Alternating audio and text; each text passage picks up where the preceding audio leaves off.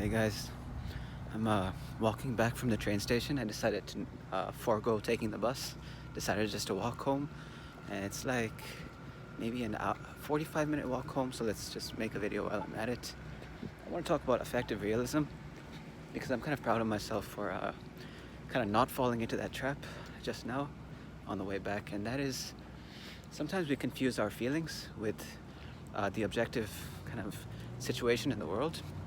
And that's because everything is tinged with this sense of what we call, all this noise, man. Everything is tinged with what we call psychological valence. It's this sense of goodness and badness that accompanies everything. And the reason it does is because everything in the external world has implications for our body budget. Okay, and this body budget is basically your internal state, how taxed it is, because everything in the external world that we encounter has implications for your actions in the world. So it's going to tax your body budget.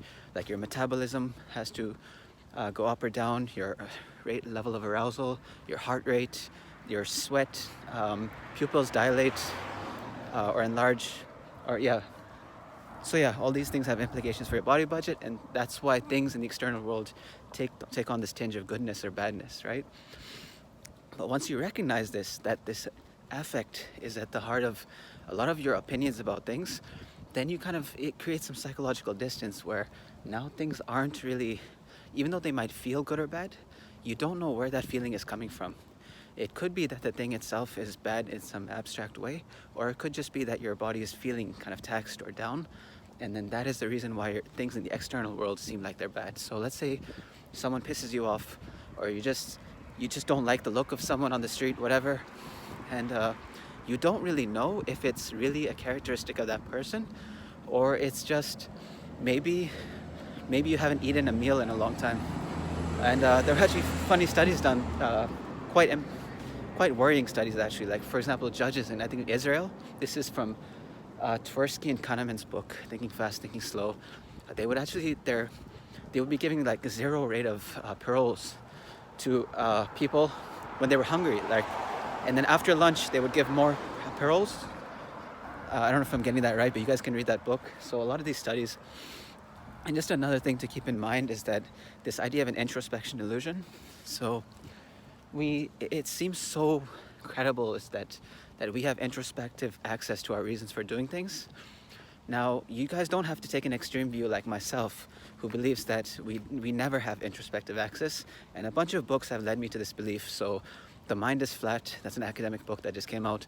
There was Peter Carruthers' book, Opacity of Mind.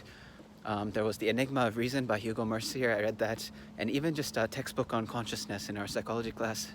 All these things led me to the conclusion that we don't have introspective access to our reasons for doing things. All we have is inferences. We make inferences or really good educated guesses as to why we do things. But even if you guys don't believe that, even if you guys think we can introspect, still there are many studies that show that this ability is at least not as good as we might think it is on a first glance. And so to give some examples, if you, let's say, have an odor in the room, in studies, you'll see that people behave differently. Or let's say you give them a warm or a cold cup to hold. They'll actually judge people more warmly or coldly because of the temperature of the cup they're holding. You can trick people in so many ways like this in countless studies. And another reason is people who have their hemispheres cut, like the corpus callosum that connects the right and left hemisphere is cut. The right brain, they'll give tasks to the right brain to do, okay? And I don't remember how exactly they do this, but then they ask the left brain why they did things, and the left brain will make up stories. We call this confabulation. It will make up stories for why they did things, even though the left brain actually wasn't responsible for doing that thing. So one example was, I remember in a study, they had two cards. They would show one card to one eye, another card to another eye, giving instructions, right? And then the guy goes and opens up a fridge and grabs a can of Coke or something. And then they ask the left brain, why did you take that Coke? And they'll give a reason like, I was thirsty. Even though the reason they did that was because the other eye got the information that go grab a Coke or something, or got the word Coke, something like that. So the fact that we can be so easily tricked, and then we make up confabulations, these stories about why we did things, even though they're obviously not true. All these things make me think that, at least I think our introspective ability is not quite on par with what we think it is. And all these make things kind of create some psychological distance, so that when you feel a certain way, just stop and think, maybe you're not making the correct inferences. Maybe it's not really a property of that object that's pissing you off, or maybe you're feeling a certain way. It could be so many reasons. It could be maybe you have indigestion, maybe you haven't eaten, maybe you haven't slept well that day, maybe the air is foul, or like when aggression rates go up when it's summertime, like more heat, maybe at the temperature could be making you be aggressive, like you don't know, right?